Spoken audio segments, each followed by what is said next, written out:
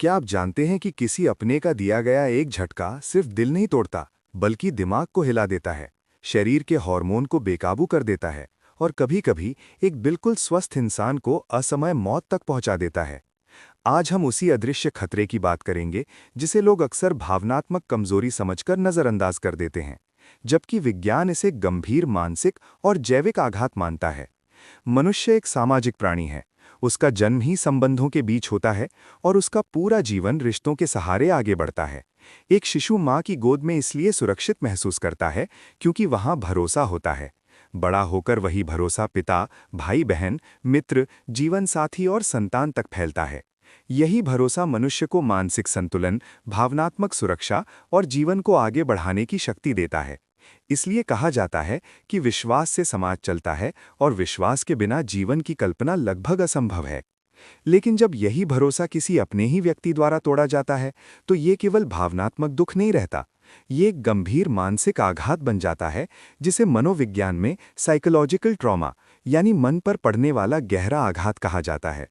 इसका असर सीधे दिमाग, दिल और पूरे शरीर की जैविक संरचना पर पड़ता है और रिश्तों से मिलने वाली सुरक्षा की अदृश्य ताकत अचानक टूट जाती है। जैसे ही किसी व्यक्ति को अपने ही करीबी से धोखा मिलता है, दिमाग इसे सामान्य दुख की तरह नहीं लेता, बल्कि अचानक आए खतरे की तरह लेता है।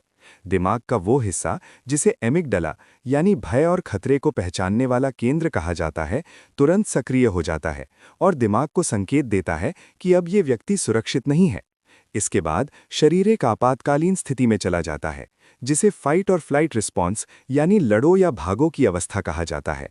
इस अवस्था में शरीर कुछ ऐसे हार्मोन छोड़ता है जो सामान्य हालात में जीवन बचाने के लिए होते हैं, लेकिन भावनात्मक सदमे की स्थिति में यही हार्मोन खतरनाक बन जाते हैं। सबसे पहले शरीर में कॉर्टिसोल यानी तनाव हार्मोन तेजी से बढ़ता है। लंबे समय तक बढ़ा हुआ कॉर्टिसोल रक्तचाप बढ़ाता है, दिल की धमनियों को संकुचित करता है और हृदय पर अत्यधिक दबाव डालता है। इसके साथ ही एड्रेनलिन यानी उत्तेजना हार्मोन भी तेजी से बढ़ता है, जिससे दिल की धड़कन अनियंत्रित हो जाती है, सांस तेज चलने लगती है और शरीर लगातार खतरे की स्थिति में फंसा रहता है। यही वो अवस्था है जहां एक बिल्कुल स्वस्थ व्यक्ति भी अचानक हार्ट अटैक यानी दिल के दौरे का शिकार हो सकता है। कई मामलों में लोग समझ ही नहीं पाते कि बिना किसी पुरानी बीमारी के ये सब कैसे हो गया। आधुनिक चिकित्सा विज्ञान में इसे और गहराई से समझा गया है। शोध बताते हैं कि अत्यधिक भावनात्मक सदमे से टकुत्सुबो कार्डियोमायोपैथी नामक स्थिति हो सकती है, जिसे आम भाषा में ब्रोकन हार्ट सिंड्रोम यानी टूटे दिल की बीमारी कहा जाता है। इसमें दिल की मांसपेशियां अस्थायी रूप से काम करना बंद कर देती हैं। इसके लक्षण बिल्कुल हार्ट अटैक जैसे होते हैं और कई मामलों में इससे मृत्यु भी हो जाती है। इसलिए दिल टूटना सिर्फ कहावत नहीं, बल्कि एक चिकित्सकीय हकीकत है। दिमाग पर इसका प्रभाव और भी गहरा होता है। विश्वासघात के बाद दिमाग में सेरोटोनिन यानी शांति और मूड बनाए रखने वाला न्यूरोट्रांसमीटर तेजी से घटने लगता है। सोचने समझने की क्षमता कम हो जाती है। भविष्य निरर्थक और अंधकारमय लगने लगता है।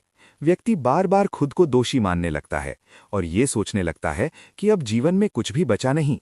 यही अवस्था आगे चलकर मेजर डिप्रेशन यानी गंभीर अवसाद में बदल जाती है। ये समझना बहुत जरूरी है कि आत्मघात यानी स्वयं जीवन समाप्त करना किसी की कमजोरी नहीं होता। ये उस असहनीय मानसिक पीड़ा से मुक्ति पाने की एक विवश और विकृत कोशिश होती है, जहां दिमाग दर्द से निकलने का कोई और रास्ता नहीं देख पाता। इस अवस्था में पहुंचा व्यक्ति भीतर ही भीतर टूट चुका होता है। कई लोग इस स्थिति में न चाहते हुए भी आत्मघात या अचानक हृदयाघात का शिकार हो जाते हैं।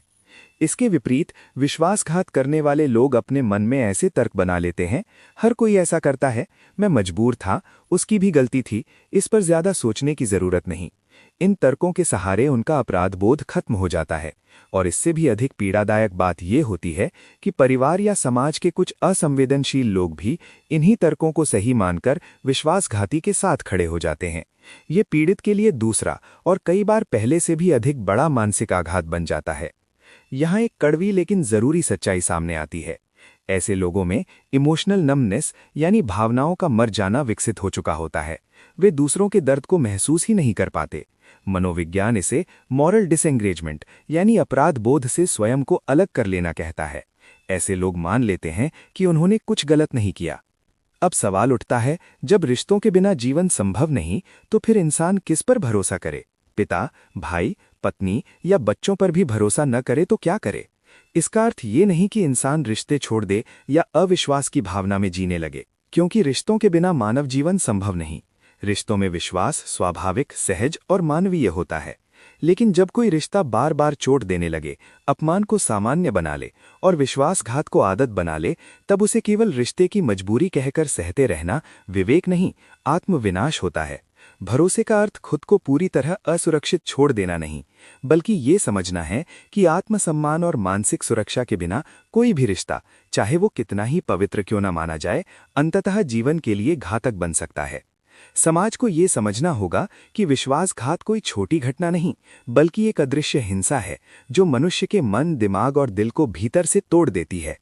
पीड़ित को कमजोर कहने के बजाय हमें ये स्वीकार करना होगा कि उसने असहनीय और अप्रत्याशित सदमा झेला है, जो मानव सहन शक्ति की अंतिम सीमा को तोड़ देता है।